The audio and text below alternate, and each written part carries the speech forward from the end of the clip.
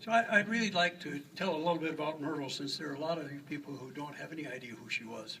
She was my wife and the mother of this boy. Myrtle was born in a log cabin up on the Canadian border between Minnesota and Canada. Her father and mother homesteaded up there. She was born in 1919, born prematurely in this log cabin. And it turned out that to the day, 1 year later, her sister was born too. Well, things were pretty tough there, and they weren't going to make it, they saw. So they left there in 1923 and moved to Duluth. There's a large U.S. steel plant at Duluth. There was, no longer there. And Myrtle's father got a job at the steel plant. Well, things went well till 1930. One of the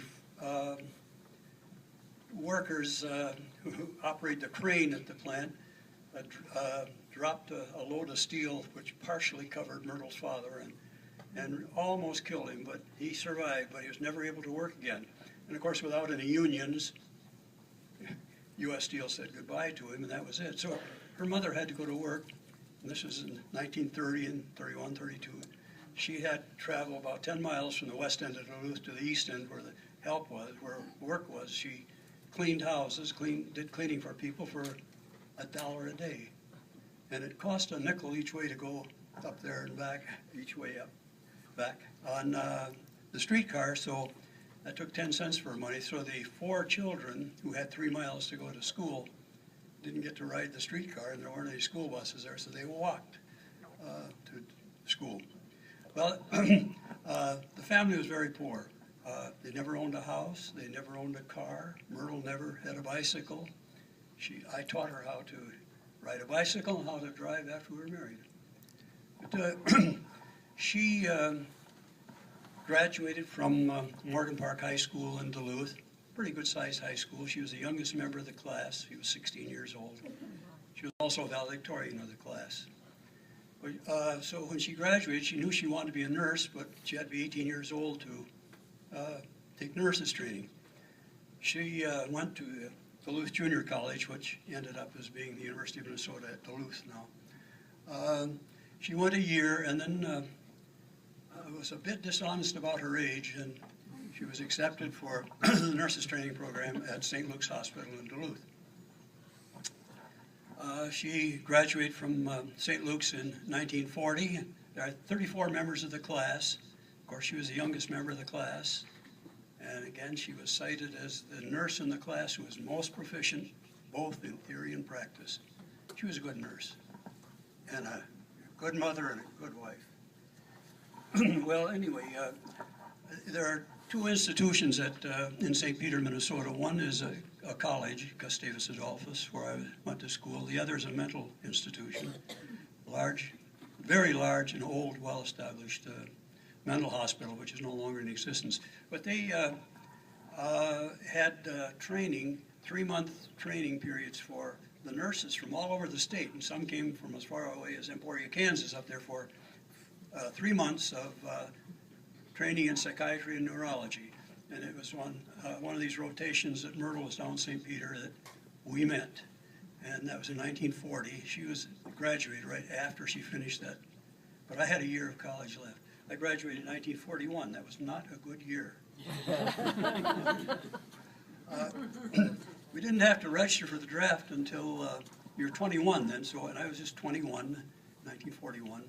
You don't have to figure I'm going to be 92 in another month.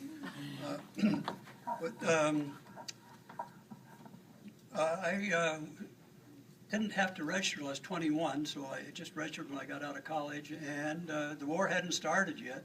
So I started graduate school at the University of Nebraska. And I went down there in September, and Myrtle came down by train in the next month, in October. She came down the 17th of October, and we walked over to the courthouse. We didn't have a car. In fact, we didn't have a car until after our second son was born, after the war. We found somebody in the courthouse that said he could marry us, and so I think he was legal. But we didn't have anybody to stand up with us, so a couple of the courthouse employees joined us. And when we got all done, we started walking down the courthouse steps, got about halfway down, Myrtle stopped me, says, "Can I have my ring now?"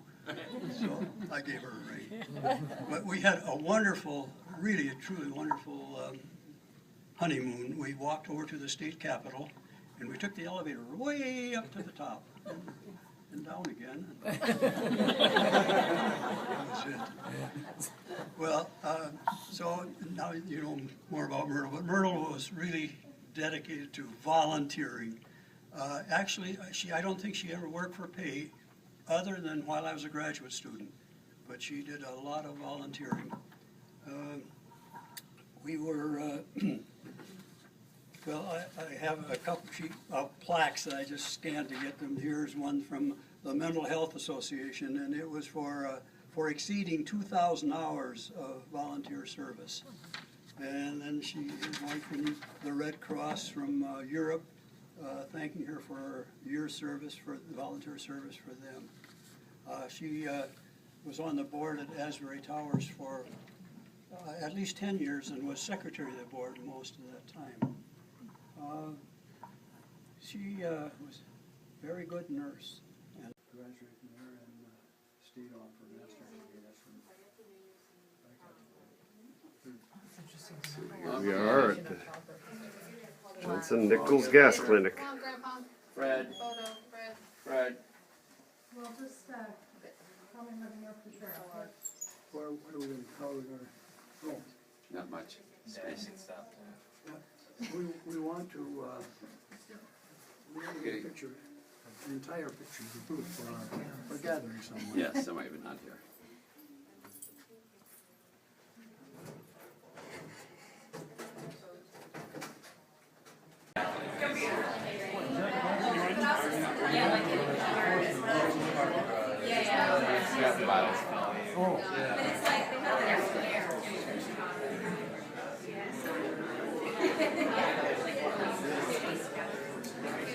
Teacher was Mr. Bishop.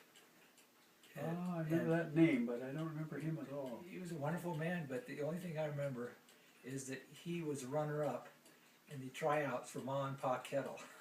Oh. Chrissy Kilbride Yeah, became you Pa kinda look Kettle, like that, yeah. and Mr. Bishop didn't. Yeah. That was his claim to fame. Yeah. But boy, we learned how to diagram sentences.